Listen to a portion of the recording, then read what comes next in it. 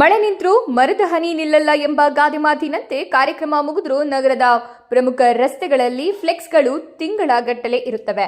ಹೌದು, ಇದು ಚಳ್ಳಕೆರೆ ನಗರದ ನೆಹರು ವೃತ್ತ, ತಾಲೂಕು ಕಚೇರಿ, ನಗರಸಭೆ, ವಾಲ್ಮೀಕಿ ವೃತ್ತದಲ್ಲಿ ರಾಜಕಾರಣಿಗಳ ಜನ್ಮದಿನ ಸೇರಿದಂತೆ ವಿವಿಧ ಕಾರ್ಯಕ್ರಮಗಳ ಫ್ಲೆಕ್ಸ್ ಬ್ಯಾನರ್ಗಳನ್ನು ಮಾತ್ರ ತೆರವಾಗದೆ ರಾರಾಜಿಸುತ್ತಿವೆ.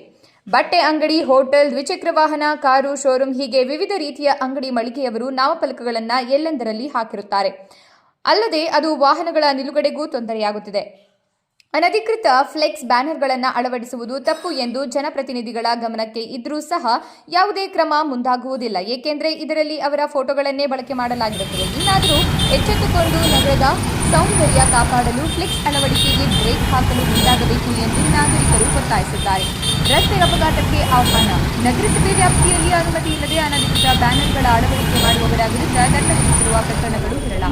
ಇನ್ನಾದರೂ ನಗರಸಭೆಯ ಅಧಿಕಾರಿಗಳು ಎಚ್ಚೆತ್ತುಕೊಂಡು ಕಡ್ಡಾಯವಾಗಿ ಅನುಮತಿ ಪಡೆದು ಹಾಗೂ ಸೂಚಿಸಿದ ಸ್ಥಳದಲ್ಲಿ ಮಾತ್ರ ಬ್ಯಾನರ್ ಫ್ಲೆಕ್ಸ್ಗಳನ್ನು ಅಳವಡಿಸಲು ಕ್ರಮ ವಹಿಸಬೇಕು. ಕೆಲವರು ರಸ್ತೆ ಮಧ್ಯದಲ್ಲಿ ತಿರುವುಗಳಲ್ಲಿ ಅವೈಜ್ಞಾನಿಕ ಬ್ಯಾನರ್ಗಳನ್ನು ಕಟ್ಟುವುದರಿಂದ ವಾಹನಗಳ ಅಪಘಾತಕ್ಕೂ ಕಾರಣವಾಗುತ್ತದೆ.